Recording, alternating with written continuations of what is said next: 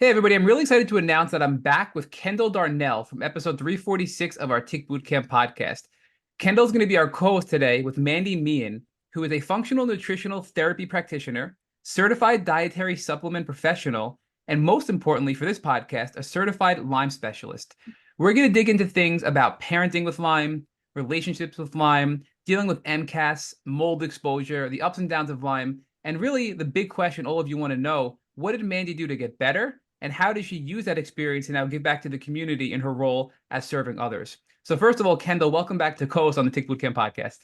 Thank you. It feels like we were just chatting like 2 weeks ago, and it's been almost a year. It's wild.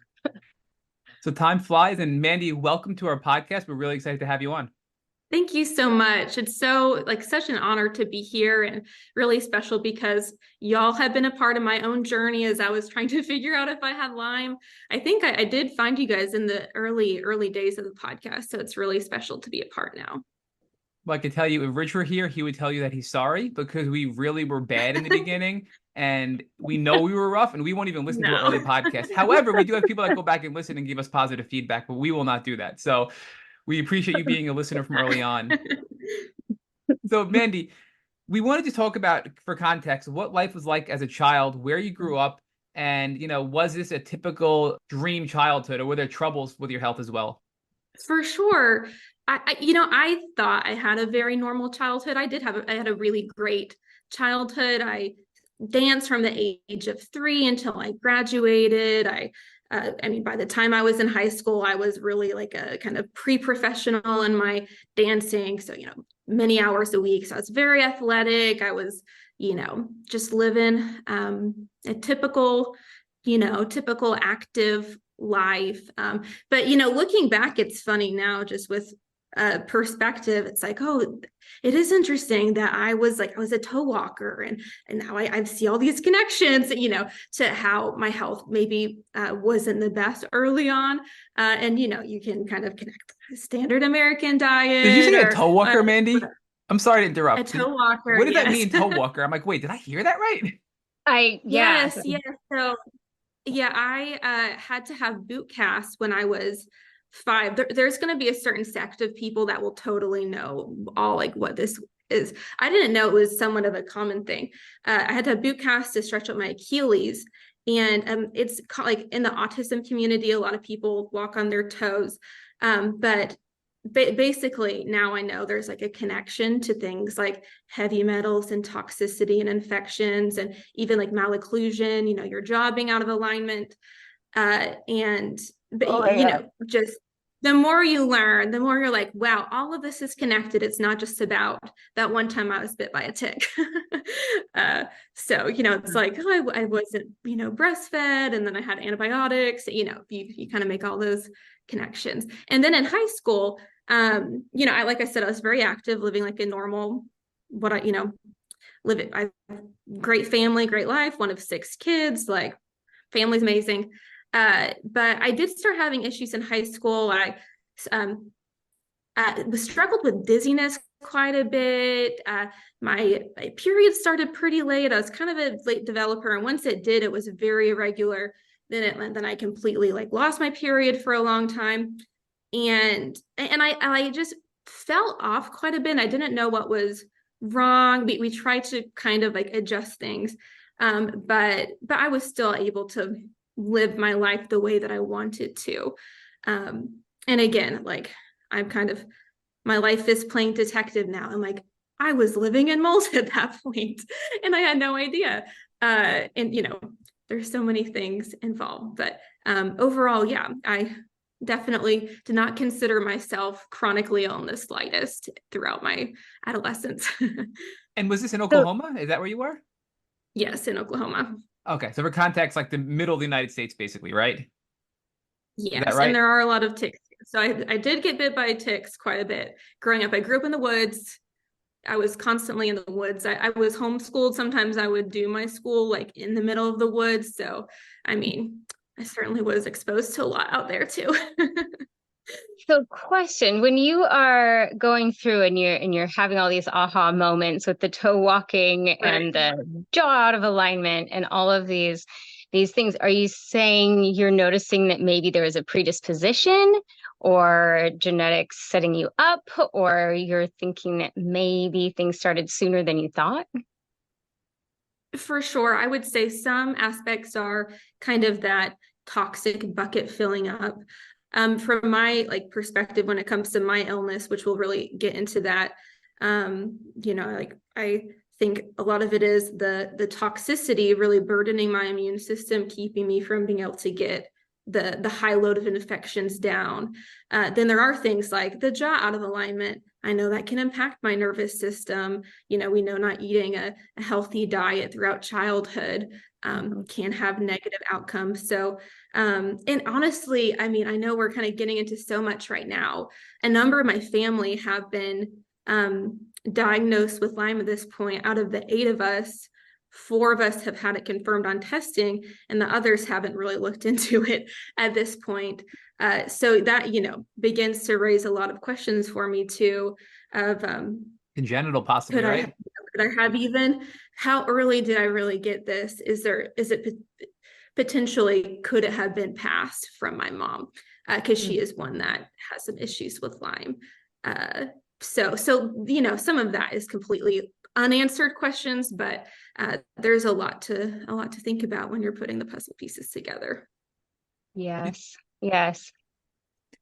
But I'm curious, Mandy, did you or your mom, when you were young, know about Lyme and how severe it can be? Was it on your radar? Because you said you were in the woods, you were homeschooled, right? I mean, there are ticks, a lot of ticks where you grew up. Was that on the front of mind for you?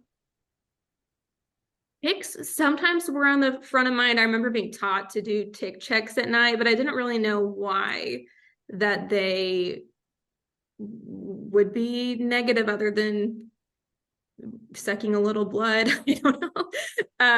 So no, I wasn't really aware really at all. And I feel like the first I remember hearing about Lyme, I was probably 17 or 18.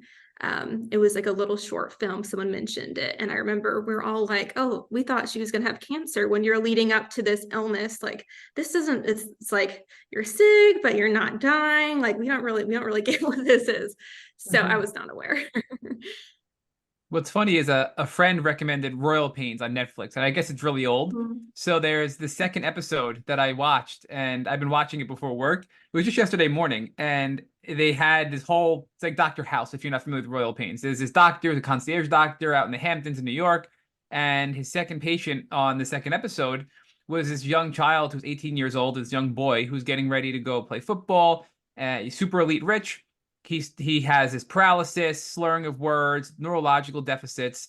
And in the end, there was a tick biting him, a deer tick specifically on Long Island here in the Hamptons, biting him in his ear, gave him tick paralysis and some other infections. And that was the root cause of all these things, right? So it's nice to see that they're using ticks as an example to highlight how bad they can be. And it sounds like that's what you saw, Mandy, when you were 17 as well in a film.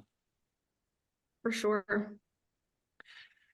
So tell us how this progressed, right? Now you're 17, you're having some irregular periods, some dizzy spells, you're getting ready to graduate high school. Do you go to college? Does your health decline? Do you rebound? Sometimes we hear people tell us, I got sick, but my immune system, fought back, I got better, and then a year later I got sick again. What was this like for you in your experience?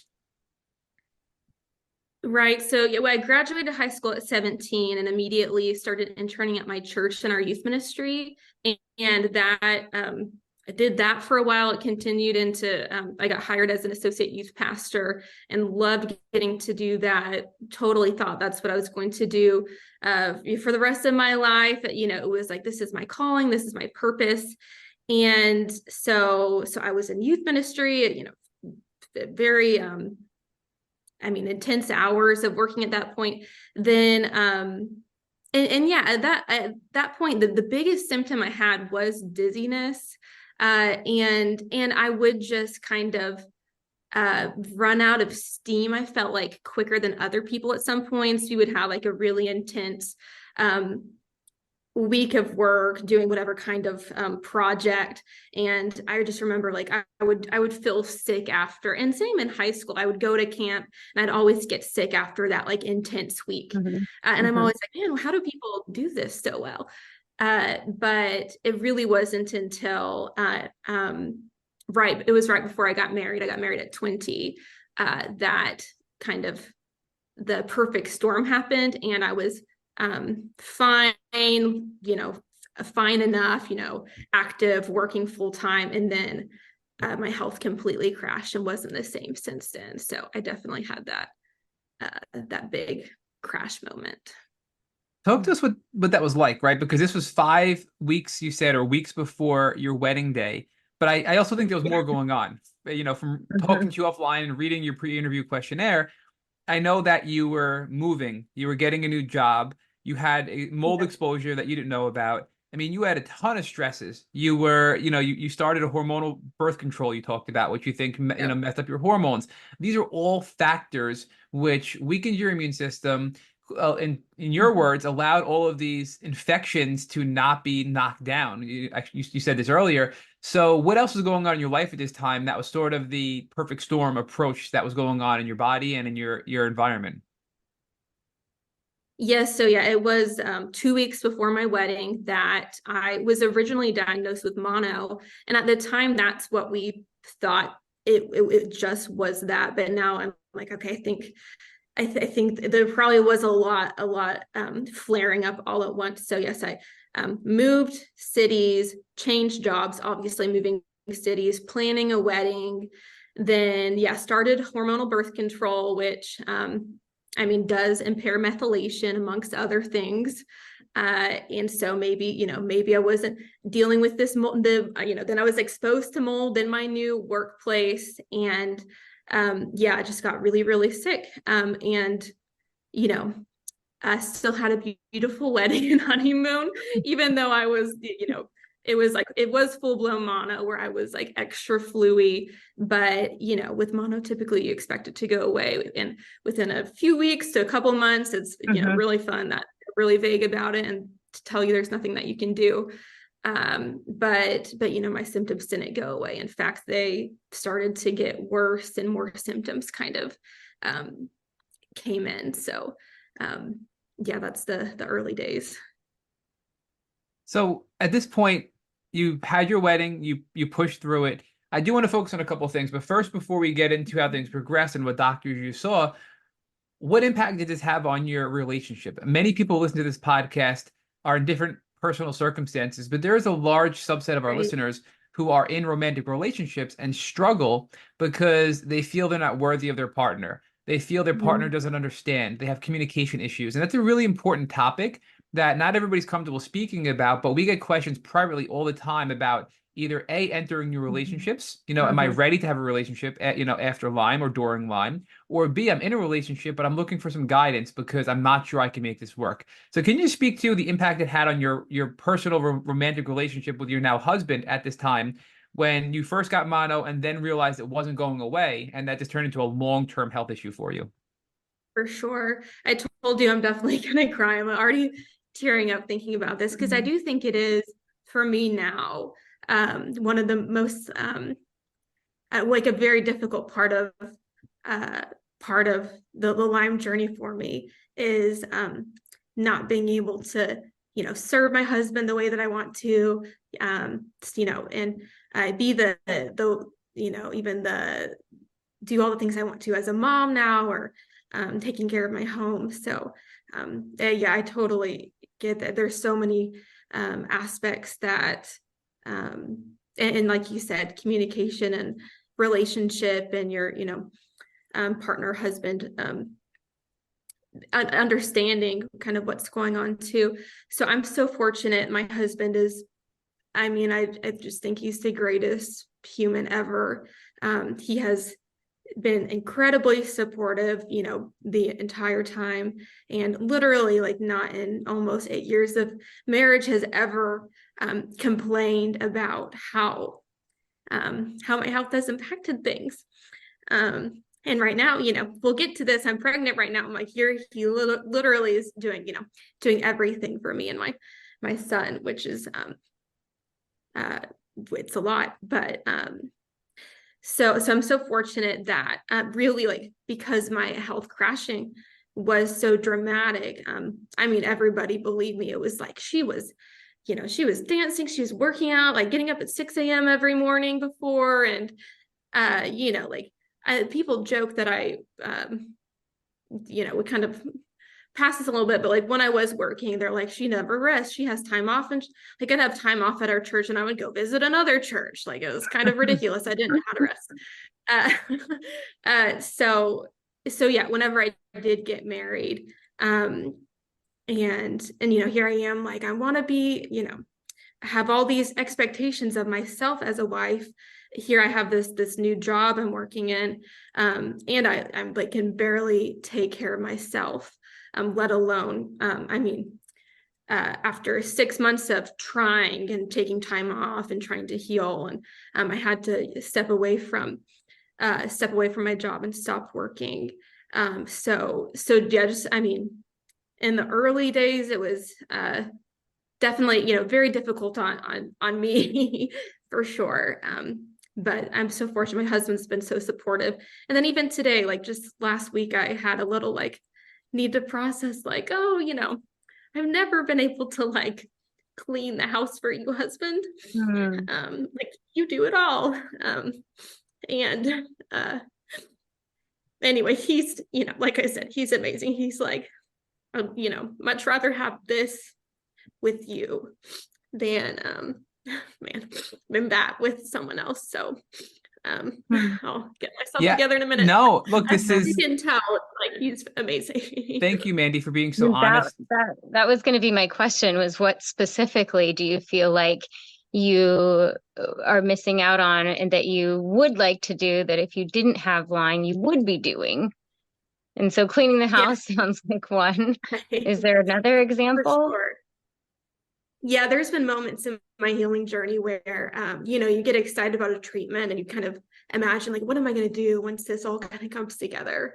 And it's funny, like usually cleaning my house or like organizing is one that I get really excited about just because it's been something I haven't been able to do in a while. But yeah, because I guess, we haven't really gotten to like, what is Lyme like for me? And, my, I kind of counted earlier, like my 21 plus infections, known infections at this point. So, I do have, the severe exercise intolerance, just basically exertion intolerance.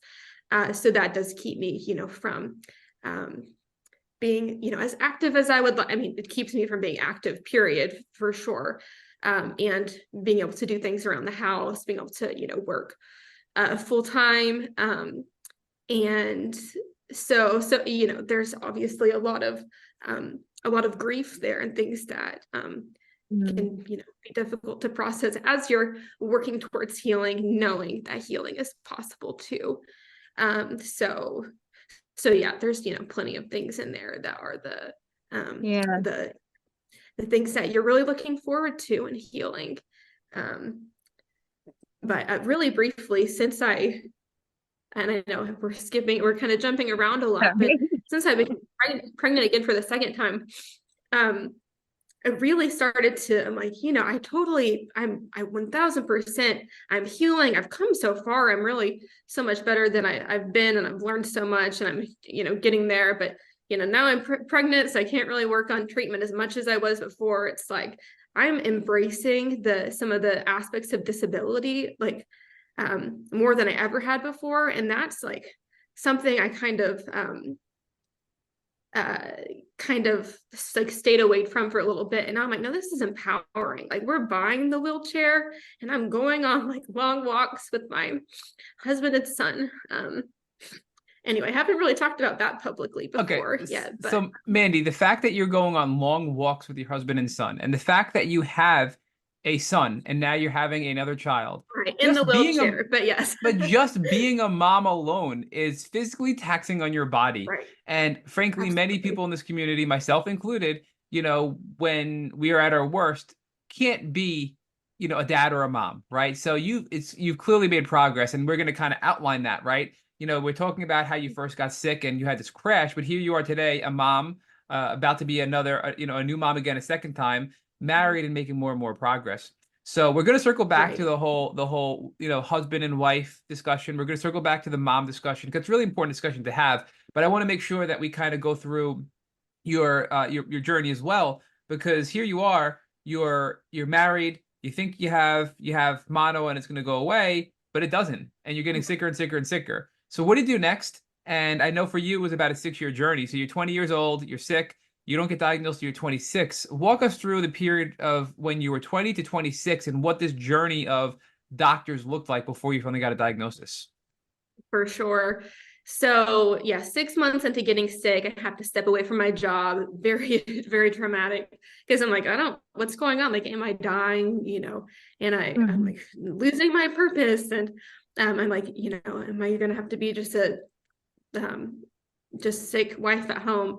So right whenever that moment happened, I knew things had to change. And had to change drastically. So like a lot of things in my life immediately changed at once.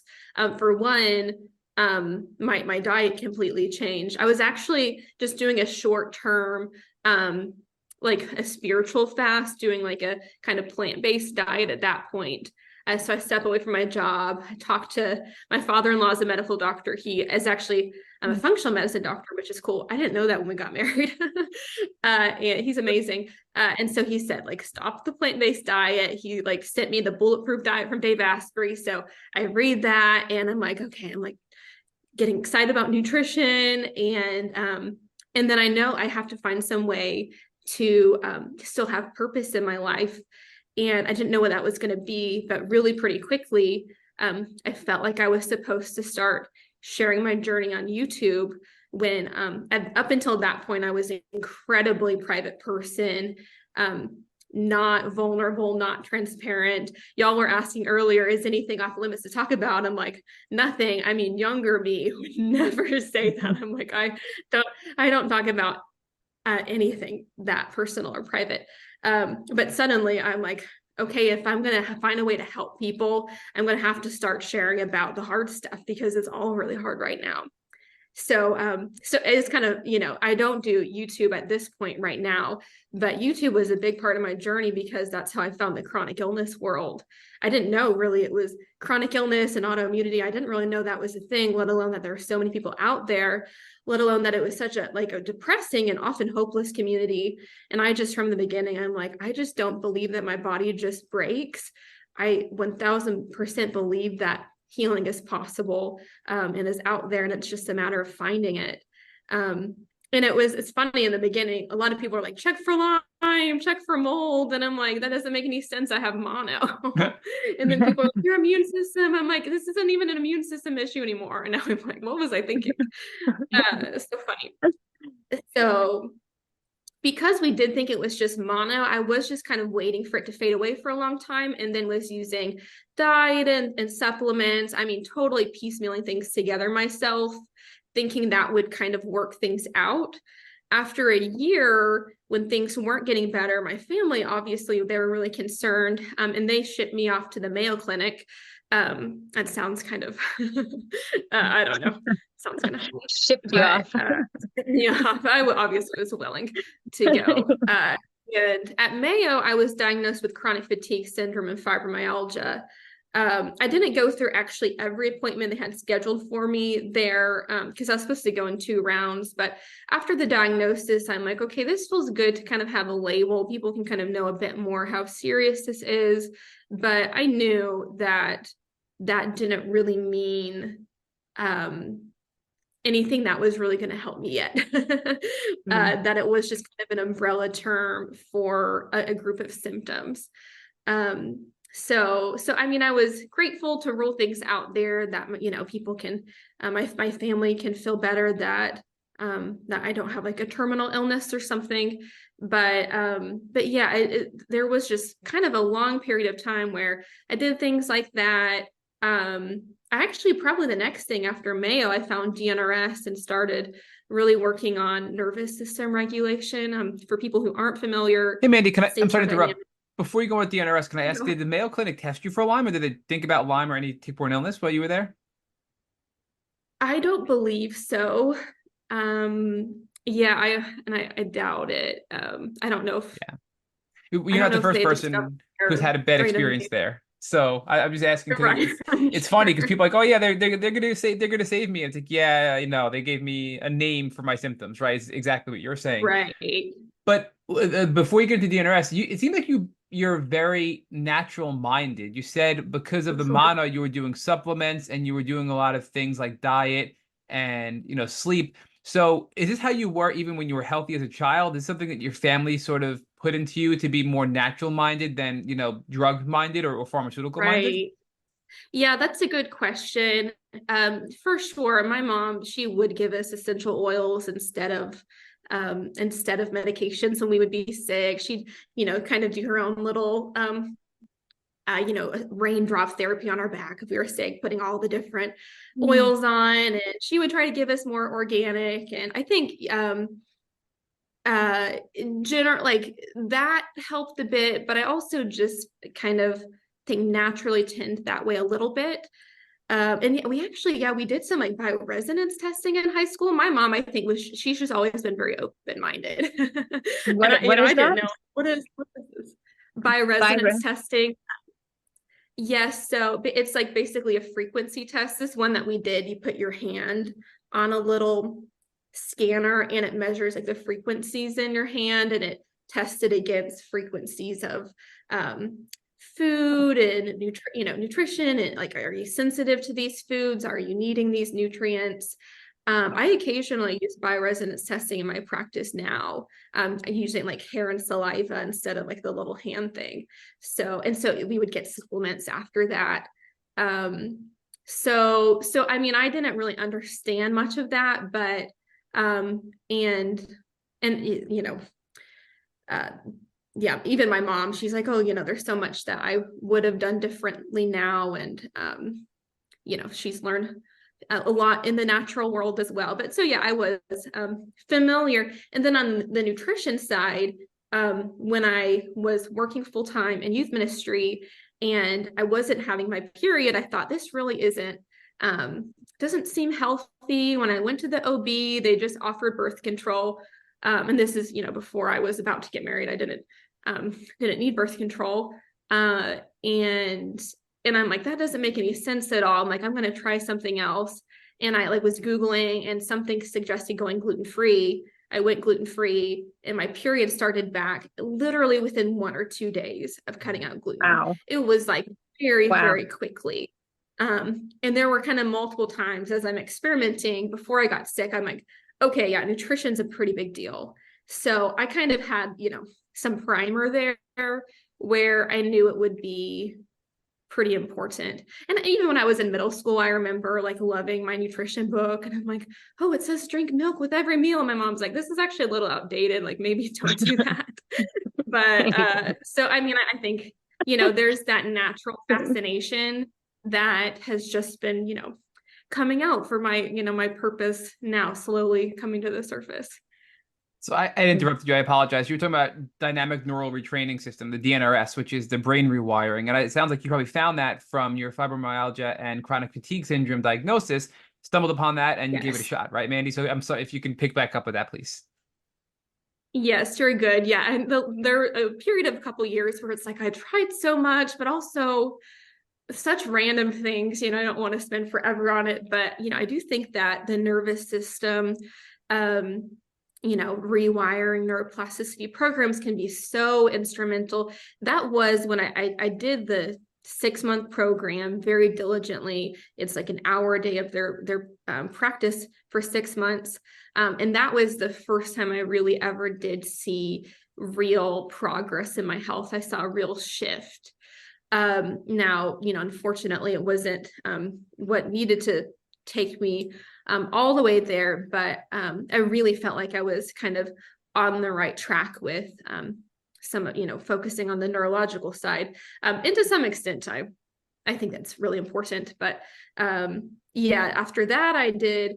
I traveled to another state to do a scalp acupuncture that I was convinced was really going to help me. It was this really cool neuro-focused acupuncture. I mean, we saw people getting out of wheelchairs when we were there, really incredible acupuncturists, but and I felt some relief when I was there. I was like, wow, I feel lighter on my feet, but actually really crash after kind of was a bit of a like whole traumatic, truly interestingly traumatic experience that I don't think we have enough time to get into all of that.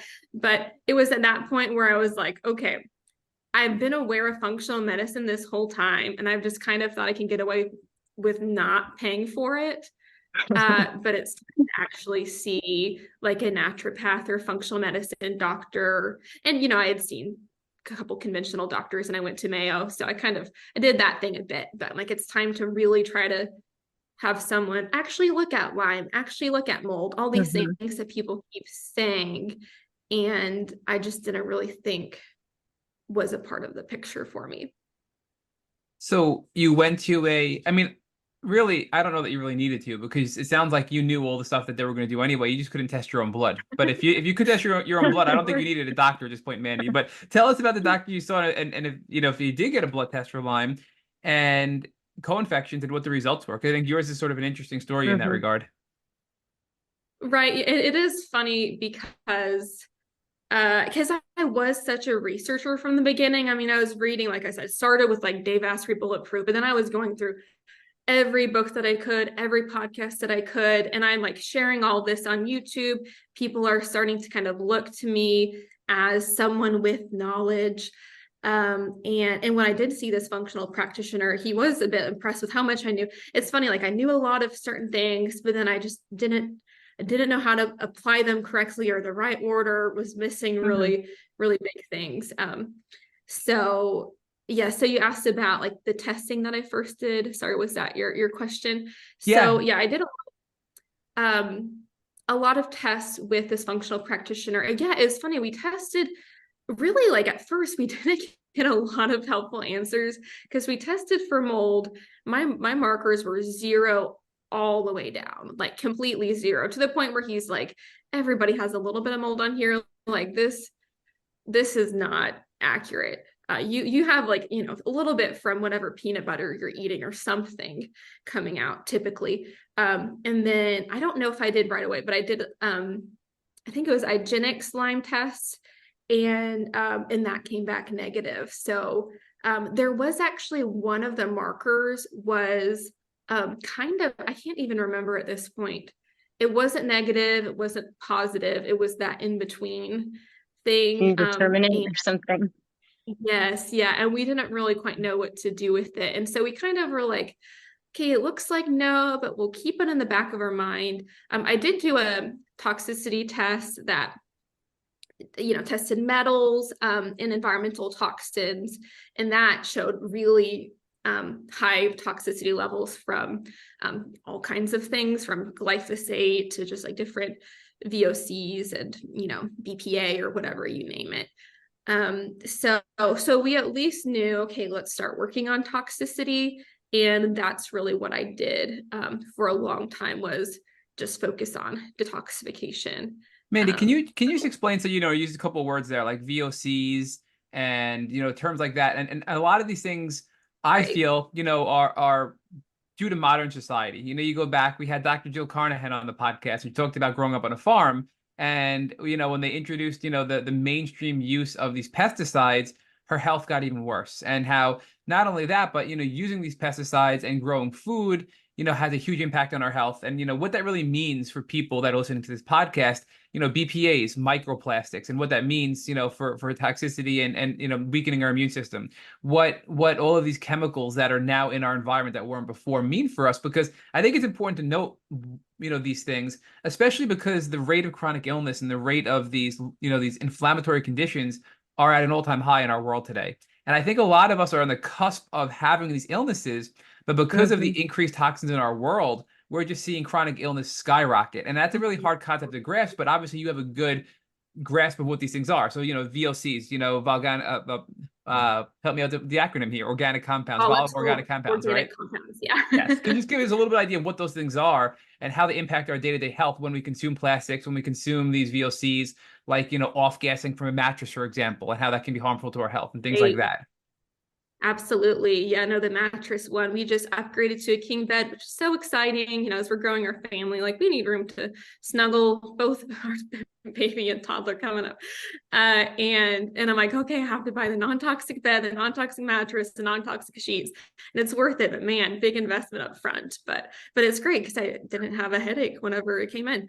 But yes, yeah, there's so much in the environment that when you totally can have such a big impact on our health.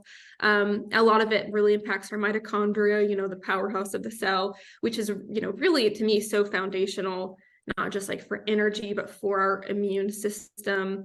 A lot of people know that some of these chemicals or especially like plastics and things you'd find like in makeup products can really impact our hormones. You know, they can be estrogenic or they can suppress progesterone.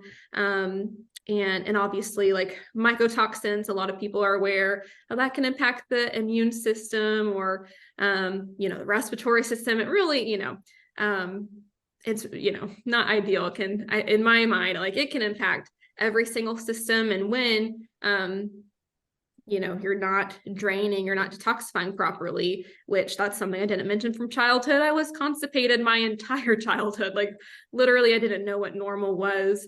And, you know, you might not even be eating, you know, well enough to give your liver the fuel that it needs. And, you know, combination of all these things, like you said, I think really do set so many of us up, unfortunately, to be sick and to have symptoms. And we do see it everywhere. When I see someone who seems really, really healthy now, I'm like, what is this? Like everyone's somewhat sick right now, unfortunately. But So apologies for the interruption, but I just wanted to highlight that, you know, all of these things collectively contribute to the increase in chronic illness, and they compromise you as a whole in your body and make you more susceptible to these low-grade infections like Lyme disease. And by saying it's a low-grade infection, it doesn't mean that it's not a severe illness. It just means that it's in many cases isn't going to kill you. And I'm not saying it won't kill you because I know there's a lot of stories out there, you know, that in extreme cases it can. However, it sort of just results in this chronic state of suffering if we don't address it. But it is something, to your point, Mandy, that we can continue to work towards and we can feel better. We can strengthen our immune systems. We can use Western and Eastern modalities to reduce the pathogenic load in our bodies and to, you know, bolster our immune system, to bolster our nervous system, and to, in many cases, we can retrain our brain because our neural pathways do become altered from chronic illness. And you touched on that with DNRS, right? And all these tools will help us, you know, find a state of better health. So I just wanted to highlight that piece. But what I find really interesting is that IGeneX for you, which is the premier lab that everybody always talks about, didn't flag your Lyme, and you went to Vibrant, which then said, you know, ding, ding, ding, ding, ding, ding, Lyme disease, right? And that's kind of what you were touching on before I interrupted. So can you share with us how that worked out with I think your naturopath was Rob Wilson, right? You said, and what your plan was once you realized you had Lyme disease.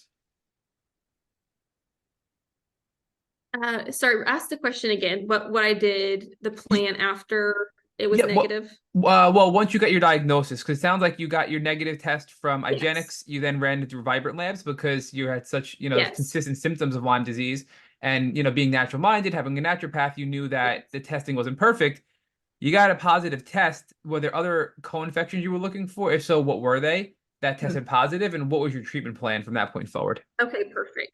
Yes, yeah. So unfortunately, there was a good gap here. So I was kind of making sure, like, okay, am I going to skip ahead to when I did get that positive?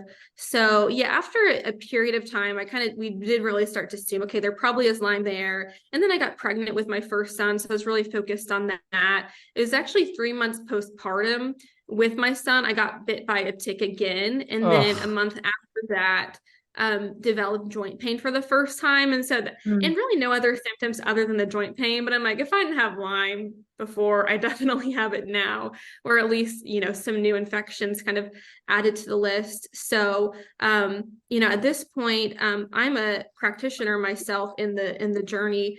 Yeah, it's like so many months postpartum with my son. And I decided to finally like, okay, I'm going to do this Vibrant test. They test a lot more markers than IGeneX. And I just really just have to know. So yeah, no, I actually like wrote everything down today. And that test, yeah, I've got like 7 or 6 types of Borrelia, Babesia, Bartonella, Anaplasma, Coxsackie virus, cytomegalovirus, Epstein-Barr virus, of course, Toxoplasma gondii, which is a very interesting one. You know, a number of the viruses in the herpes family, like Epstein-Barr's herpes family, HHV6. Then actually, it was later on bioresonance. We mentioned that it flagged a few markers that aren't on vibrant, Ehrlichia, Senetsu, and then 2 forms of mycoplasma that aren't on vibrant. So yeah, it's amazing. Even with that crazy test that tests so many markers, you may still be missing some. But was there anything yeah, you so didn't have, whenever or was it just positive, positive, positive? It sounds like in the end, unfortunately you had a lot of things going on in your body, and no wonder why you were so sick. And again, I feel like if you had one, your body might be able to fight it off, but collectively, it's the combination of all of these things which just shuts down your body and makes your immune system go haywire and creates inflammation and creates pain and creates neurological symptoms, right? It's just that's that right. trigger effect of all these pathogens in your body. So I'm leaning more and more towards you had congenital Lyme and you picked up a ton of stuff after birth, you picked up a ton of stuff during birth, and as you went on and had stressors, mold exposure, all of these, these things going on, it just dogpiled on your body. Right. No, I totally, would not be surprised if that were the case. So once I got those results, I started really for the first time ever targeting those infections, actually using homeopathy. Some people might be familiar with DesBio. Is an incredible company that they really specialize a lot, specialize working with Lyme and co-infections quite a bit. And they have really, I think, are incredible protocols to help train your immune system to be able to bring those pathogens back into balance. And legally, I'm sure if you're representing the supplement company, you really shouldn't say that's really more for symptom relief. But that was really, and I was still breastfeeding too, so I wasn't really able to do crazy herbals or antibiotics. But that was really the path that I took and was taking to finally address those infections. And then I got, a blessing surprise pregnancy. So got things on pause a little bit, but it's cool. I work with clients with Lyme and I utilize homeopathy and herbals, both in combination or at different times. And it's kind of funny, I'm still so much in the journey, but working with people, I'm like, I see people healing every single day, and I've been able to help people make incredible progress in their health, which is so cool. Even before I was a practitioner, people were like, "Oh, I found DNRS because of you," and I'm like, "Heal now," and I'm like, amazing. It's like such a blessing to help people, but you're like, "Oh man, I can't wait to be better too." But Mandy, did you say that you got pregnant after DesBio? Is that what you were saying? So you started DesBio and shortly after you got pregnant? Yes. So, I was doing it because I have a lot of infections. I was working through a lot of their kits to, kind of go after different infections. And I was towards the end of some, I kind of just because I had so many, kept adding things in. I've learned, you learn so much about how to do things even more effectively in the process. But then I got pregnant last August, and I was spending, it was almost a year maybe working through some of the kits. It's interesting. So I still had more I was wanting to do. The reason I'm asking the question is DesBio, it's been on our radar for quite a while. DesBio, the company, reached out a little over a year ago and asked us to have some of their doctors on because, to be honest, we didn't have enough DesBio practitioners on. We've had a lot of doctors. We had several. The one that I liked the most was Dr. Shannon White, who was a DesBio practitioner, and she was awesome. But to be honest about our patient experience on this podcast, some of them are like, it actually made me feel worse because I flared and I never got any better. And some of them are like, hey, it did nothing for me. And some of them like, it was the game changer that I needed to get into remission, right? So it's such a spectrum of like, it flared me up to it cured me, right? On the other extreme. But I wonder, if your body, I'm a believer of if your nervous system is extremely dysregulated and your body is that unwell, it's going to be harder for your body to get pregnant. So the fact that you're on Desbio and it's balancing out your hormones, it's balancing out your regulating your immune system. Do you think that Desbio was in part responsible for your ability to get pregnant even, right? Because a lot of people that are really sick with Lyme that try to get pregnant, in many cases can't. For sure. Yeah, I mean, that definitely has been a huge part of my story. Obviously, earlier on, I mentioned the hormonal dysregulation I had in high school. Post-birth control pill, I was actually relying on bioidentical hormones up until I got pregnant with my first son. So then it was, a year or so postpartum, getting back my cycle and having a regular cycle on my own without the use of, exogenous hormones, bioidentical hormones like that I was putting on myself. It was like, there's been so many huge wins like that in the process. I mean, like getting pregnant and having, I told y'all earlier, I was able to have a home birth, which to me was such a faith step because I'm like, I don't have the ability to exercise. How am I supposed to do like this crazy hardest physical feat? And I knew one person with the chronic fatigue syndrome kind of illness that had done it. And I'm like, that's enough for me. Like, we're going to try. And my midwife, she's like, people give birth in comas, like your body can do it. And obviously, you have all your plans, you make sure that you're cleared for all of the other different reasons. But it's so many blessings and miracles and steps of progress, like through Desbio, I mean, it, like you said, there can be a lot of ups and downs for people. It can take a long time. Like, for me, I went through a lot of kits for about a year and I knew I had a lot more work to do. I've worked with clients also who had a lot of infections show up on Vibrant. She's on kits for Desbio kits for like 4 or 5 months, and she's like, I felt like I was dying and now I feel like I'm thriving. Sometimes it can be quick and some, it just really, really depends.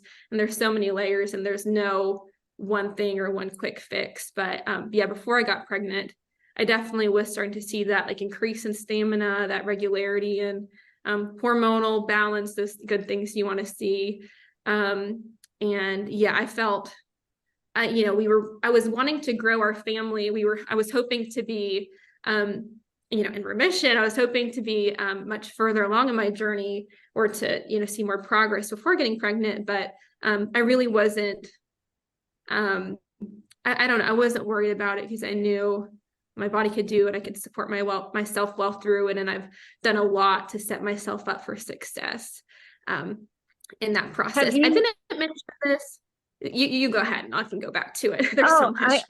I'm so curious. I mean, you touch on so many things that the wheels are just spinning like crazy in my mind. Have you noticed, typically there's a difference between pregnancies with each subsequent child, right? Have you noticed any changes from the first one to the second one of Lyme and like how that played a factor? Have you been able to pinpoint what's Lyme and what's just normal pregnancy? Yeah, that's a good question. So my first pregnancy, I was, when we were choosing to try to get pregnant at that point, and honestly, to some extent, it's like some people feel a lot better in pregnancy. We want to grow a family, and maybe this will also be helpful. And in that pregnancy, I didn't feel better, but I also didn't feel worse.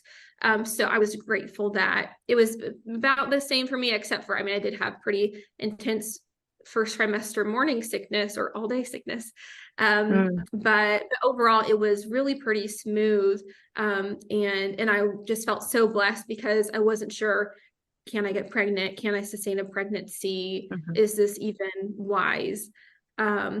Do you think that the hormones that you were taking prior might have eased you into not noticing like these big wild swings or anything because your hormones were regulated going into pregnancy?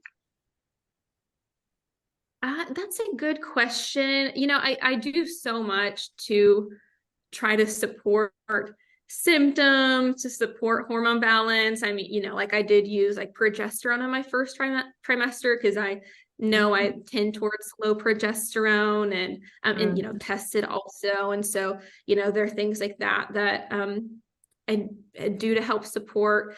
So second pregnancy, I'm currently 30 weeks pregnant in my third trimester, getting so close. I'm so excited. This pregnancy has been a very, very difficult. And it's interesting, I kind of, when I kind of I look in the chronic fatigue syndrome world, pretty often, because that's like my type of Lyme. Lyme can present in so many ways. I'm the poster child of the CFS-ME kind of thing. So when you kind of read from like typically people with chronic fatigue syndrome, they do have successful pregnancies. They do miscarry a little bit more often. But typically their pregnancies do get worse over time if you have multiple pregnancies. And it's interesting, I've talked to a number of women who've experienced this, and I've basically, for a while, I'm like, I don't really know what's going on in this pregnancy in the second trimester. There's some really intense symptoms where I just kind of basically would feel like I'm just going to like collapse at any moment. Really just like, very, very low functioning, where it's like I would like have to like lay down in the middle of like making my breakfast because I'm like, I'm going to fall over, I'm going to pass out. I would feel like I'd almost get like narcoleptic, like I felt like I needed to be narcoleptic, like I needed to just fall asleep at any moment. And then I'd have like crazy heart palpitations and things like that. So basically I finally made the connection. This is very mast cell activation. This is very histamine intolerance. And once I figured that out, man, life has been so much better in these last few weeks, a month or so. I've been really working on stabilizing mast cells, unfortunately minimizing histamine foods, which is unfortunately because it's really not fun. And so many foods are high in histamine, but it's made pregnancy so much more manageable for me. And again, I've talked to a number of women who've experienced, so many girls. I posted about this the other day, and all these girls were messaging me saying I had the exact same experience in pregnancy. And, all I was told was just to take more iron or vitamin D or whatever. And I just like suffered through so much until the end. And I'm so grateful that I have things that can help me manage. And then I do think there's probably a connection just with the estrogen, the estrogen being so high in pregnancy, shifting some of us into more of a mast cell state. I don't know exactly what's happening there. I do not understand thoroughly how the immune system changes in pregnancy. It's such an interesting time. But so yeah, this time has been harder for me, but man, now I'm so excited because it's getting better. And I've learned so much that's like learned so many things that I can safely do during pregnancy that's made it better. And I'm like, I can share this with people and they can have better pregnancies now, which, like is what? such a blessing. Like with the mast cell symptoms, I've got like a few supplements that I use, things like stinging nettle extract or perilla, which, it's like tough to find those pregnancy safe things. I kind of know my triggers and things to avoid, and more and it's tough when you realize more and more like, oh yeah, I'm reacting to that food too. But then if it's going to be high histamine food, you take your Dow enzyme before to help break it down. And yeah, so like all the shifts like that. And my husband is like, man, this is like, we're both kind of realizing, I've just been so much more functional in the last month or so since I've realized that. And yeah, since I've been thrown so many things to kind of like help the immune system, some medicinal mushrooms. Chrysanthemum is an interesting herb that has some anti-Lyme properties that's actually really safe in pregnancy. I've actually started neurofeedback in pregnancy. I've only done 3 sessions so far, but again, going back to the brain, that's something I'm still working on and excited to get through. Mandy, through that treatment. Have you seen Primal Trust? Have you looked into Primal Trust? You know, you have DNRS, you Yes, have I'm the GUPTA familiar with program. it. Yes, I haven't done that one, but I've been hearing so many great things. I actually have been doing a little bit of Gupta recently because they actually have been giving away trials to practitioners so they can be familiar for their clients. So I've been testing some of that one out. Some people are familiar with Sarah Jackson. We became close friends actually through DNRS. We were like the only people sharing DNRS 6 years ago or whatever, and now she has a really awesome nervous system program. I've done some of hers. But I hear so many great things about primal trust, and I'm really intrigued to look into it more because, yeah, I mean, You should reach DNRS out to was her. great. We've had Primal, so we Kathleen King is the founder of Primal Trust, and we've had Right, most of the big players on from a brain retraining standpoint. And I'll tell you, she blew me away. I mean, super smart, right. super brilliant, and I highly recommend you reach out to her. Especially from a practitioner to practitioner standpoint, but I also think personally as well, she has a really good program. Really, really like Primal Trust. That's what I hear. Yeah, I'll definitely have to do that. So, I mean, you're doing all kinds of cool stuff, right? So I do, Mhm. we're going to circle back to the MCAS stuff and the pregnancy because I have more questions for you on Right, that. And I think Kendall does too. right. But Yes. I want to figure out where you were. So you were doing all that is bio herbs and, homeopathy. You got pregnant. You had to Right. take a break. You had your first son, right? Jace, I believe is your son's name. Yes. Okay. Hmm. So you're married to James. James is your husband, right? Okay. So, then before we get into what it was like after that first pregnancy, I want to ask you what tips do you have to our listeners when it comes to a relationship? Because you got sick Hmm. right before you got married. Here you are, years later, and you're having a child and you have a very strong relationship with your husband. And I know I know he's an amazing man, right? But there are Hmm. things that you both have done to result in having a successful relationship despite your illness. So what are those things that you've done to help overcome the hurdles of your illness and impacting, you to be successful? Because I think a lot of people are curious to know what you've done to be successful, tips, tricks, and just feedback for the community dealing with Lyme and trying to make a romantic relationship work. Right. That's such a good question. And it's kind of hard for me to process through, like, what are those things? Kind of my first instinct is really, I think it is the same steps that anybody should take to have a really healthy marriage.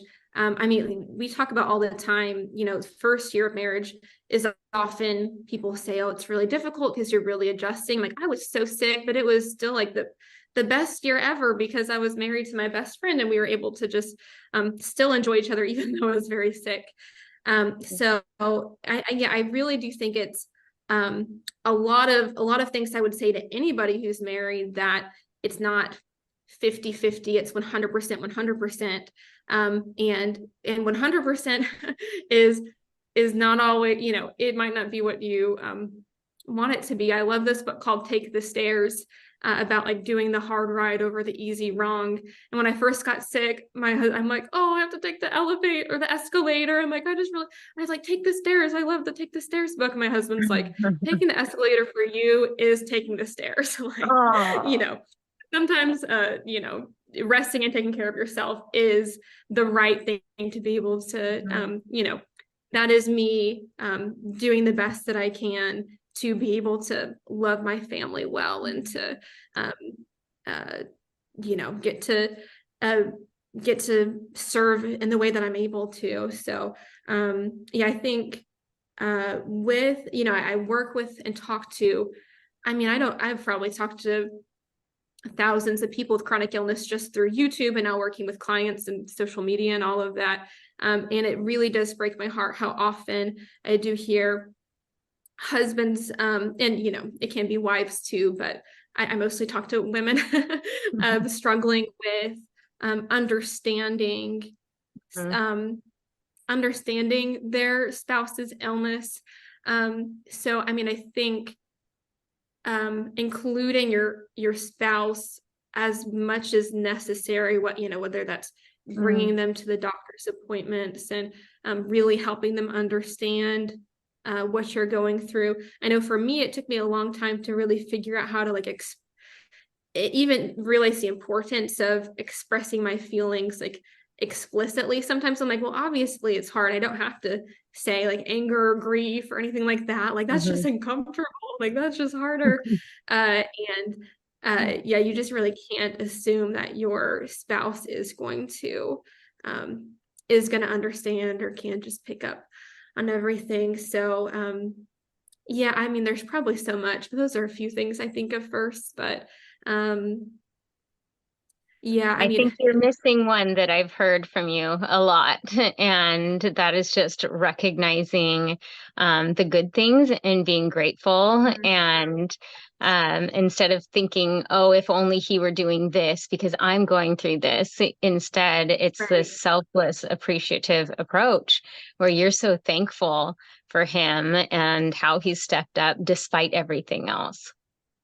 Right. Oh, absolutely. Yeah, no, I'm glad that you said that because that is I mean, it is just so true that I wouldn't trade my illness. I wouldn't give it to someone. I don't want someone else's life because I want my husband, I want my son. I want my story and how God's used such pain to bring me to this purpose to help other people. And I'm a Christian. You heard I worked in ministry, so people pray for my healing. I pray for my healing, but sometimes I feel kind of hesitant of like, I don't think it's supposed to be this instantaneous healing for me that I know has happened for people before, this miraculous in a moment, because I just am so I just feel like I'm supposed to figure it out. Obviously not figure everything out, but figure myself out so that I can help other people. So yeah, there's so much good that can come from pain. And that's been such a key like message for me that from the beginning I've realized that endurance is really important, but because if you're not enduring, you're like just giving up, and that's not good. But what's so much more beautiful and better is to figure out how to embrace the pain and embrace the place that God's put you in that moment, even if it's really hard. And yeah, I don't know. A lot of really good and beautiful has come out of that. But yeah, that's kind of going off from marriage. But yes, like just find the good in your marriage. And if you're not able to, like we used to go on hikes and things together, like we find the other things that we really love and enjoy, and still it's like you still have each other. Like I'm not my husband says that sometimes. He's like, when people talk about things, sometimes he's like, you're still like, I don't know, like you're still you. It's still great. So just on a different adventure. absolutely. Yep. Yeah, Kendall, I couldn't agree that I think the biggest key to your success, Mandy, in everything that you do, your relationship, your health, everything, being a mom, is your positive attitude towards everything. Because you're looking at there's always two ways to approach something. There's two lenses, and despite how difficult this is, you're always having a positive outlook.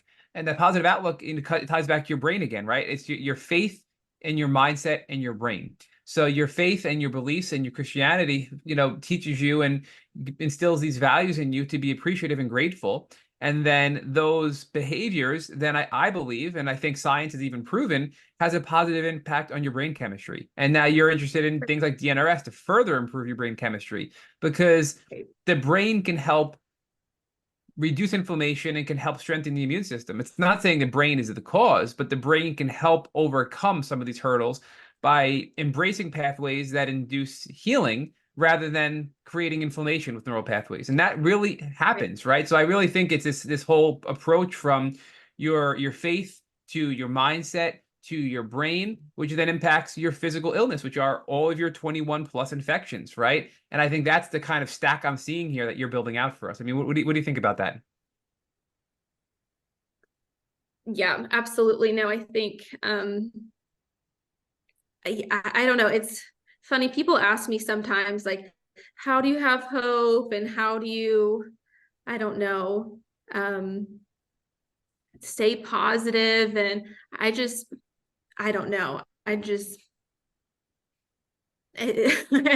don't really know what to say, because I even though it is really hard, I just do think that there is so much good that can come out of it. And like you said, I mean, like, I think my faith is a big part of that, that whenever I had to leave my job and it was that really emotional turning point, my husband and I, we just kind of looked at each other and we just reminded each other of Romans 8:28, that God works all things together for the good of those who love him and are called according to his purpose. So, I mean, I just believe that all things, even hard things, do work together. And then that good can come out of it. So, yeah, I mean, I don't really know what else to say. It's like, I agree. Yeah. But I know it's hard though, sometimes I know it can be really hard. And I have had a friend before be like, oh, do you get discouraged? It's like, oh, I totally do. But I think, you have the discouraging moment. Like I told you last week, I had my little emotional breakdown day, just got it all out. But then, you get it out and then you just like get up, wash your face, and, then look for the good and then start the next treatment or protocol or whatever. So Mandy, walk us through the time period now. Jace is born. Are you picking back up this bio, and what are you doing from the time Jace is born through the present? I think that was about a year ago, right? Or a little over a year ago. So walk us through what you're doing in your health and what other modalities you may be doing to treat For Lyme and all the sure. various co-infections and mold, et cetera, et cetera. Right. Yeah, I totally skipped over Cellcore. When it comes to supplement companies, I'm a big Cellcore and Does Bio girl. And I use others, but yeah, it's funny, when Jace was first born, I've done, like so many people, I've tried so many things. At first I was using like electromedicine basically, and I'm not going to get into it a lot, but it was like I putting, have questions. like Later, I have electrodes questions. on my wrist to like get it sending electrical frequencies into my bloodstream to act as like white blood cells. I herxed a ton from that. It was certainly doing something. I was using PEMF, cranial electrical stimulation. That completely got rid of chronic panic attacks. Which one was that? I used a device called BioTuner. The inventor Bob Beck, he calls it Brain Tuner. And I was having very chronic panic attacks. And I discovered it while I was pregnant, started it like a week postpartum.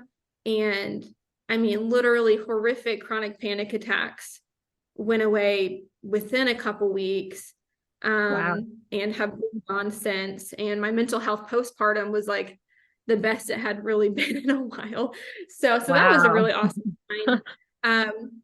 But so yeah, I was trying that. Then I discovered Cellcore, and that was really game changing for me in my own health and as a practitioner, to really kind of look at addressing things in the right order, in a different order than I was. Some of that included really spending a lot more time on drainage pathways, opening up the detoxification pathways, from opening the colon to supporting liver, gallbladder, kidneys, lymph, etc. Then a parasite cleanse for the first time, spent time on that. I went through a lot of their kind of process, using binders to help with detoxification or removing some of those chemicals and molds and things that we talked about. And at that point, I hadn't found Lyme yet. Again, I was kind of assuming it was there. And the plan was to kind of go through that process of really lowering toxicity, lowering parasite load, and then maybe like hitting it hard with herbals for Lyme at the end. And I breastfed for so long that I never felt comfortable with the herbals. And so I ended up adding in the homeopathy. So yeah, postpartum, it was kind of my electromedicine phase to Cellcore. And Cellcore, I do use a lot with, like, I do have kind of a group that I teach how to use Cellcore, and we see so much great results for that. A lot of really great with like GI issues, especially. And then I got into a lot of Does Bio. So, I use so many things, but those are two of those now, I'm like, this is where I'm really seeing people actually see the needle move. I don't think they're the only things at all. But that's kind of where I've been hanging out with those two. And when companies. you're doing those like draining and getting rid of all the toxins and parasites and all of that, are you going by like are you testing positive for something and then you do the cleanse and now it's negative, or are you just going by how you feel or research, or what is driving that? How do you know to keep going? How do you know when you're done? Right, that's a great question. So when it comes to drainage, I mean, I think a lot of that is going to be based on symptoms. And then I think that a lot of these infections and toxicities do impact drainage. So it's kind of a constant process. For me, like lymphatics is like majorly my weak area. And I do think that that the infection load keeps me from being able to move lymph well. Like people use vibration plates and things. I can't tolerate one of those for a couple seconds. I'll have lots of herxing and symptoms. So there's certain things where it's like, you're gonna have to kind of maybe work on the infections to get the drainage moving. Things like toxicity, I do every so often test to make sure my load does keep going down. So many things. At one point, like 6 months postpartum, we realized our house had become moldy. It wasn't. And then a leak happened we didn't know about. And then at that point, I was having neurological issues, balance issues so severe I had to walk around with a cane to not fall over, feel like I was going to fall over. Wow.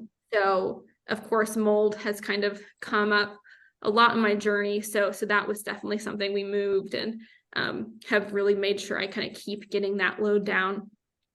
Parasites, I had done a stool test before, it was negative.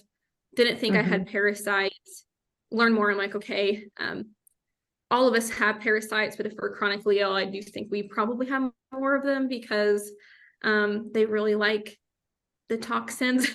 The toxins, ambiguous term, but we talked about some specifics. And they like to eat mold, they like to eat Lyme bacteria.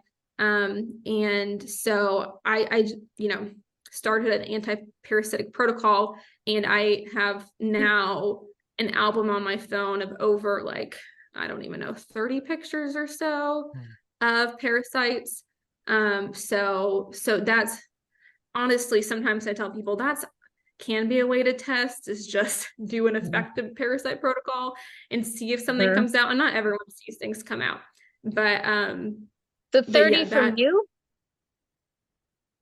Yeah, I've definitely over 30. And sometimes, they're like small liver flukes and things. Sometimes they're longer, but yeah. And I don't take pictures of every single one either, but I want to see them.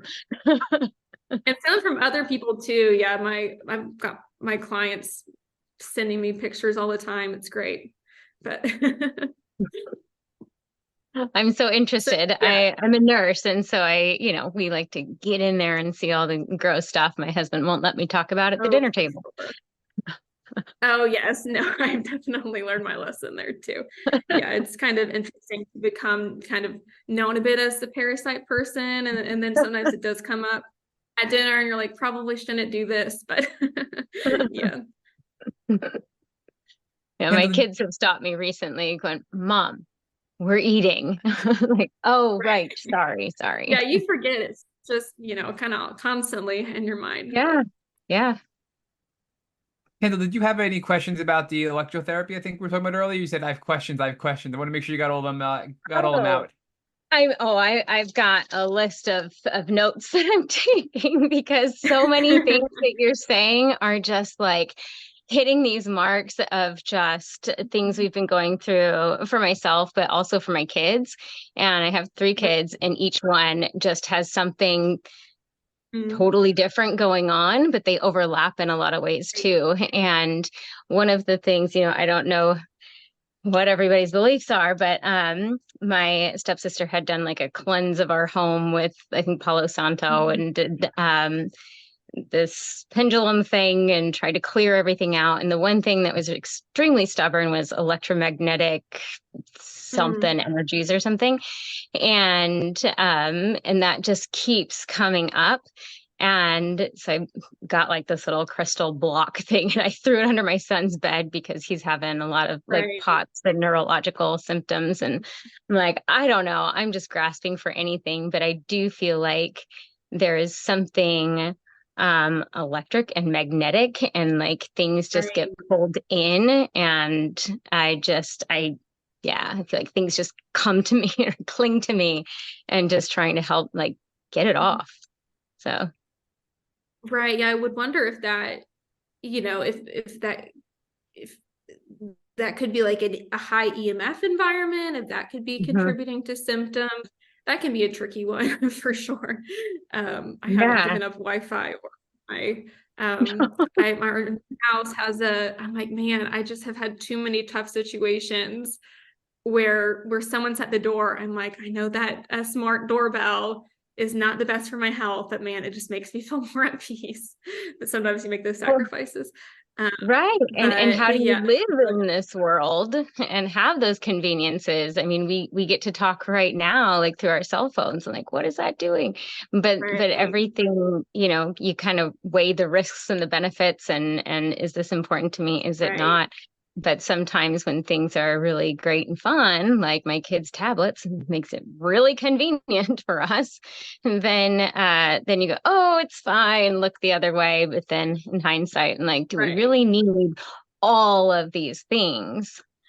But then how much do you get rid of? Is it going to make a difference? Right. Yeah, I still use my iPhone, but I do have my ugly EMF blocking case that I'm sure all the Gen Z and Gen Alphas just think is so fun. But but it helps me. I don't get tingly fingers. It protects me. So so you have noticed a difference just by having that? I do. Yeah, my fingers. Yeah, even if I do just take it off, I know that listeners can't see, but if I do just take it off and hold it, my fingers start to kind of feel tingly and funny. But tingly like Raynaud's tingly? I don't know. That's a good question. But that's really the only time it does feel that way. So I don't know. Okay. I just feel like this is, to me, like the core message that we have, where even when it comes to testing for Lyme disease, testing isn't perfect, and we have to sometimes make informed decisions based on our own observations. We had Alex Hudson and Jody Hudson, who from the Alex Hudson Foundation. She had really bad MCAS and really bad sensitivities to electromagnetic frequencies. And if she were near a router or a cell phone, or and they would test this, she'd have crazy MCAS flares. And they did some genetic testing and found that people that are this extremely sensitive to EMFs or electromagnetic frequencies have different genetic predispositions or genetic differences that are making them more susceptible to these frequencies, right?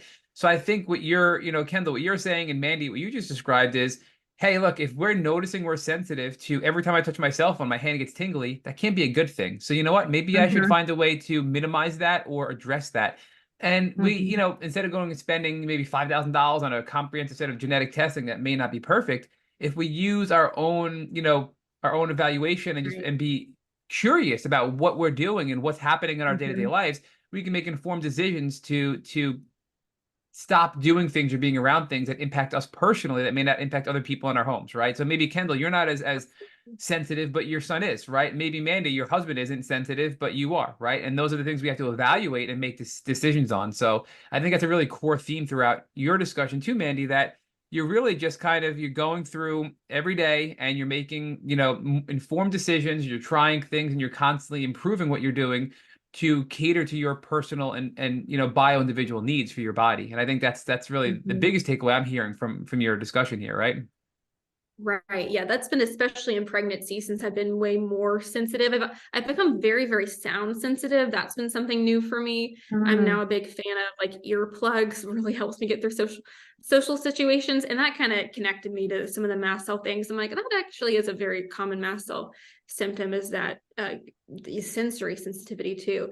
But yeah, it's like every day it's like, oh yeah, I definitely am reacting to that yogurt. It's like, okay, maybe I'll do a little less, or I'll, it's tough again being pregnant. I'm like, I need more calories for this baby. But I'm like, oh yeah, I know that I probably should stop the coffee. That did cause heart palpitations. And then, oh, when I took the potassium, 5 minutes later, the heart palpitations like totally calmed down. So yeah, right now more than ever, I feel like every day I'm in that kind of fine tuning things, just because it has been a different period of time for me. But yeah, I mean, that is, I think for anybody struggling with Lyme or chronic illness, you really do have to learn to become, your own best doctor, or kind of a detective of your own health, because your practitioner isn't going to be able to tell, know those things and notice all those things that you, so yeah, every day is I don't know, a hunt. And like you said, focusing on the positive, I'm like, I mean, I think I'm also just blessed that I do just kind of, I don't like the suffering and the symptoms, but I kind of find it fun too. I do like experimenting. You're a curious person. I am. I agree. It's a weird thing to even say, but I do agree. So, Mandy, is there anything else that you did throughout the last year or 6 months from where we left off that has been helpful in your journey that you haven't shared with us already? Yeah, I'm just curious because we want to know all the things you did that were successful that we can share with our listeners as tips to help them in their Lyme journey. Right. Oh man. Well, I got to try amp coil for like a week or two before I got pregnant.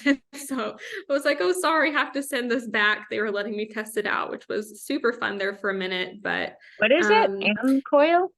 Amp coil. I'm sure that you've heard of this. Are you familiar with amp coil? Yes. But yeah, it uses like PEMF and I guess like frequency. I probably shouldn't say medicine frequencies to help kind of again, it's tough to use probably the best language that they would want you to use, but bring things back to a healthy frequency. So yeah, I mean, it was really powerful. Some of the, you put this kind of PEMF device on you, and really, I mean, the first session I did was like a nervous system calming session. And after that, I was astounded that I had never felt that relaxed, I feel like, in my life. I'm like, have I just never been in the parasympathetic rest or digest place truly? But yeah, like that's kind of a quick note because that was a very short period of time. But yeah, really, like when I work with clients now, so much of my approach is support mitochondria, open drainage pathways, bring in some support where we need, whether hormones are a big issue or we need to calm mast cells a little bit, or they're really anxious, we want to bring in support there. Then, I mean, I always start working on toxicity. And then I either usually start addressing parasites, or I start bringing in support for infections through homeopathy.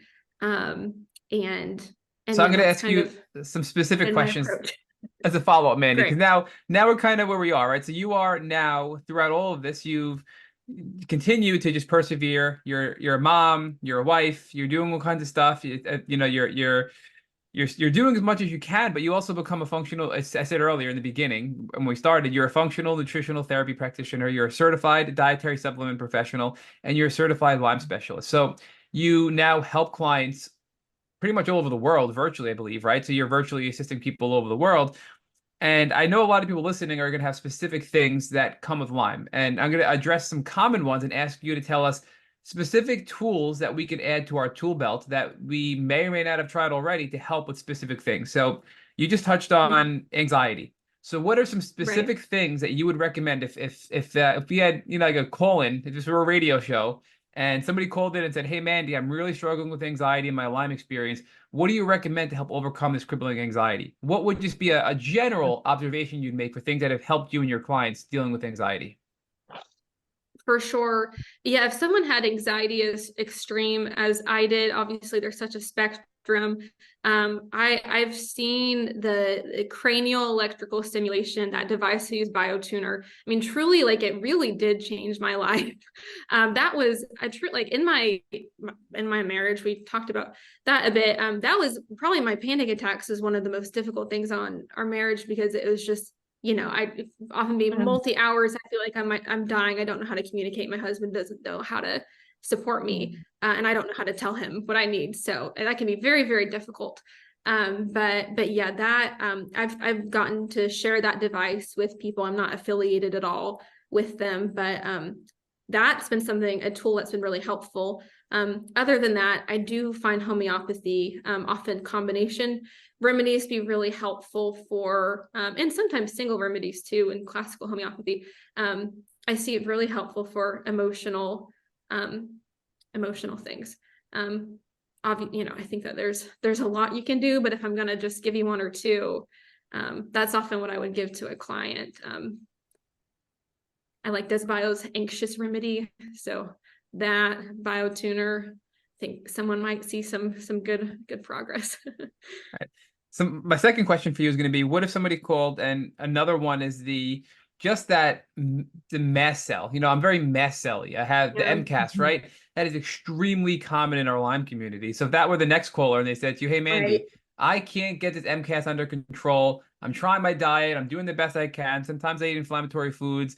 I try to reduce my stress, but I'm human. I have a life. I have to work a little bit, and I have this stress. I can't do any more than I already am. What can I do to help with this MCAS and this inflammation? Because it's really, really, messing up my life. What would you recommend to that person? Right. Yes, I think that addressing the nervous system when it comes to mast cell is very, very crucial. Because, if your brain is basically stuck in simple terms, stuck in that fight or flight, seeing everything as a threat, your body is going to keep interpreting most everything as a threat. So I have seen programs like the Primal Trust and DNRS be very helpful, as well as I mentioned briefly that I've been starting neurofeedback. I'm pretty early on in the process, but I do know, I hear from other practitioners that can be really helpful for stabilizing people with MCAS. Then yeah, I mean, I'm learning so much about this right now since I've been in it. It's interesting. I've supported clients with some of those symptoms, and I'm like, man, I'm realizing it takes much more than I realize. But I think you've got to figure out the triggers. And you said this person's probably avoiding them, working on diet. You've got to stabilize mast cells. Keep histamine low as you can. And I really do believe that high infection load, often Lyme and co-infections, is tipping that person, their immune system so far, and this is kind of a little bit nerdy sciencey, into a very 2HT dominant state. So just like, that very the histamine allergy side of the immune system. And I really believe that getting the pathogen load down can help get them back into balance and kind of get the TH1 back up, and that can really help someone not be so reactive. So yeah, I think that's really important to consider, that it's not just going to be with chronic complex illness, it's never just avoiding food. You have to actually address the root cause, like remove what's interfering. The root cause is not just not eating the right diet. For sure. And we've had, the infections, I know we've been talking about a lot of the natural stuff, but the infections themselves, look, Lyme has been proven to destroy parts of our immune defense. They obliterate lymph nodes, they decrease, a lot of immune cells, they alter the way your immune system responds. And a lot of scientists are still studying this phenomenon, right? We've had people on this podcast that say we're still trying to figure out why Lyme impacts the immune system the way it does. It changes the way your body responds to to everything. So you have Lyme disease, the pathogen, your immune system now is not responding the same way, and therefore it's not addressing other pathogens it can do on its own. So we come into contact with things every single day of our life, and whether it's viruses, whether it's just being out and about at a store or at work, or just in contact with family members, And our immune system is going to remove that virus from our body if we're coming into contact with the virus. But when we come into contact with Lyme, many of us have altered immune systems, which make it harder for us to fight that virus off. Mm-hmm. So I think Mm-hmm. that's a big piece of it. So the more we can get that Lyme pathogenic load down in the co-infections, the better off we can be to rebuild our immune system with the support of all these supplements and homeopathy and herbs and lifestyle changes and brain Right. retraining and all these things we're discussing, right? So I think that's great. And before Kendall, do you have any questions you want to ask? I have so many, but I want to make sure you get yours in too. I mean, I have lots of questions as far as oh my gosh, I don't even know where to start. But with We can talk MCAS, offline. yeah. Do you ever find individuals with MCAS that aren't testing with like high histamine levels? Like how do you or do they always show high histamine?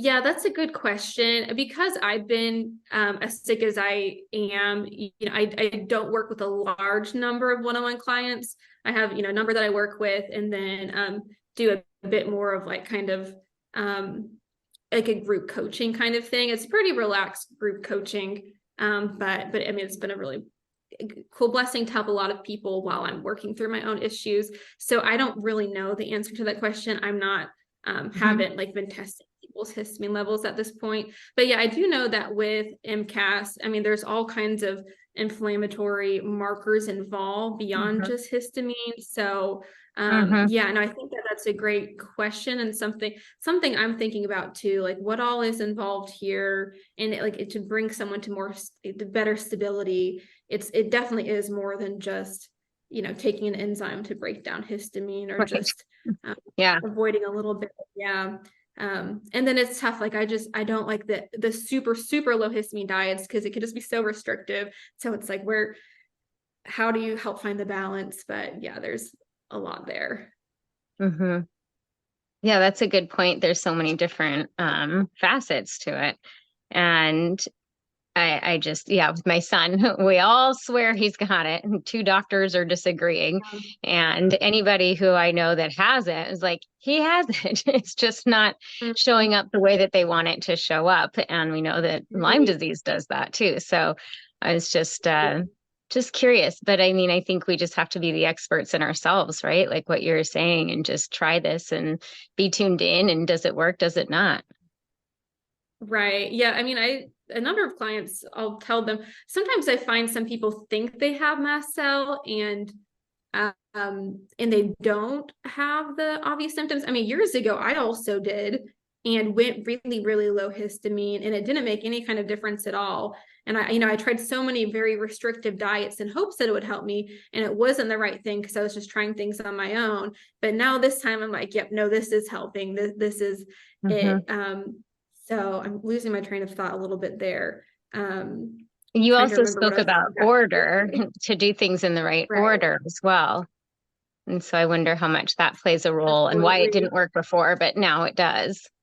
Right. So yes, what I was going to say was for some people, you should notice a difference, if your symptoms are flared up and you take an antihistamine, sometimes my son will get like rosy cheeks. Like he'll get a little rosy cheeks after like drinking orange juice, which can liberate histamine. I'm like, oh, that's interesting. Like he's really healthy, doesn't have a lot of symptoms, but that's a bit of a histamine reaction. So I expect that if I give him some kind of like antihistamine, that it'll calm down. And there was an instance where I did that. That doesn't show mast cell, but that shows like that was a histamine symptom response. that did improve and did respond. So that goes back to just testing yourself. Just experimenting. Unfortunately, that can be really hard, but can be way more accurate than testing at times. But and hard with kids, because I can experiment all I want on myself, but when it comes to my kids, I'm like, show me the research. Like we've all got to be sure, because I feel like I've got nothing to lose, but they've got a lot of years left and I want to do it right. And, I've thought about, do I pump my son with antibiotics? Well, no, because he's so young. I don't want him to have that, resistance at this age. So I'm willing to risk it because I'm much older and it's okay. But, we just kind of think of things differently when it comes to our children. For sure. Absolutely. So I have a quick question for you, Mandy. Well, my final question actually is, one of the things that I can say, and I'll pick on myself here, as we start to make progress and we start to recover, a lot of things that we couldn't do before, those fears still remain. So, for example, hey, I want to go hop on a train and go spend a day walking around, I don't know, some area, right? Well, I couldn't do that when I was really sick. And you think about it, you go, oh, I still can't do that. And you go, well, wait a second, I can, right? So the hard thing is evaluating as you continue to make progress and you're still not, back to a place that we describe as quote unquote fully functional. How do we evaluate Right. and how do you personally and how do you guide your clients to evaluate what is a valid fear versus an irrational fear, right? Because in Mhm. my own experience, I've had so many fears that have not served me well because I've delayed doing things out of fear way too long when in reality, a year or two earlier, I was able to do those things, but it was just a fear that I had from when I was far sicker, if that makes sense. Yeah. Right. Oh, yeah, it definitely does. It's a good question. I feel like maybe, if we ever talk again, I can maybe give more insight because I feel like, I keep getting so close to seeing some of that breakthrough for me, like it is the physical exhaustion, the like exertion intolerance, basically the fatigue that has been lots of things have fluctuated, but that's been the one that's been really difficult to budge for me. And I think I just am still in cell danger response, and people will know that term just because the infections are just still my body's just fighting that more than anything, more than You would getting love energy right Kathleen now. King in Primal Trust. She talks about that in her whole podcast, the Yes, Cell Danger Response. I'm sorry, but you really need to talk to her because the two of I'm you can sure help a I ton of will. people. So I please talk definitely, to Kathleen. yeah, one of my closest friends we met through the internet, through chronic illness. She's in Florida, I'm in Oklahoma. We talk all the time. She's raving about Primal Trust all the time lately. So I totally need to look into it and listen to her. So I have not quite like gotten to that point yet where I have had to kind of step into some of those fears. Now, I think there are plenty of other fears I've had to step into. And I kind of mentioned this earlier. This is like a new one for me. It's realizing that it can be an empowering step in my healing of, embracing and trying to live the fullest life that I can is actually like taking advantage of disability aids like the cane, the wheelchair, and not being, earplugs or whatever. That one's not as apparently a lot of people use those, I'm realizing. Like a lot of us are dysregulated actually. But that was honestly, as having to do that was having to kind of let go of some of that fear. I think with foods, that's one that I've definitely experienced. Like I mentioned, I have done low lectin, I've done low histamine, I've done keto. That did not go well for me. I did paleo for a very long time. I was a very paleo girl. Now who even knows what I am now? I'm gluten-free. I don't know, paleo-ish, but also some grains, depending on what they are. A little bit Weston A. Price, but also not. Like a little bit of Repeat, but also not. Anyway, Whole Low Foods, FODMAP. but low FODMAP. Oh yeah, I've done all that, and now it's like I'm figuring out things in this pregnancy period of like what to do. But that can be a really difficult place with food is having fear there, and I'm not afraid of relapsing, but there like can be so much little bits of fear or stress about just social outings and gatherings, and will I be able to make it through, and how much am I going to pay for this, or will I be able to do the thing I'm scheduled to do tomorrow? And yeah, I mean, the best advice I probably have for that is to, take it one day at a time and know that worrying about it doesn't make it better. And we've talked a lot about experimenting and trying and keeping, you keep pushing forward and keep having hope. And I think even when you're starting to see progress and you're well, or you're figuring things out, you just, I don't know, I'm sure even when you're like way more fully functional, you're still kind of in that process in a way of there is the potential to relapse or for something to happen. But I kind of talk about sometimes some of my worst fear when I was young was probably one of my worst fears, but really was probably like getting sick like I've been. And my worst fear has been happening. And as we've talked about, there's still so much good. I want it. I'm thankful for my illness because of what's come from it. And I'm really looking forward to being better. Oh my goodness, absolutely. But even if it doesn't work out, the right thing will work out, basically. Even if it's not what you want, you just kind of keep working it out. So hopefully that makes sense. But that's kind of how I processed through your question just now. But no, and it's a good one. That was beautiful. And we've had you for over 2 hours now. So I'm going to end it with that beautiful ending. And I just want to thank again, Kendall, for coming back to co-host on the Tick Bootcamp podcast. And Mandy, you taught us so much. You've given me hope and inspiration. So thank you both so much for coming and joining us on the Tick Bootcamp podcast. Thank you, Mandy.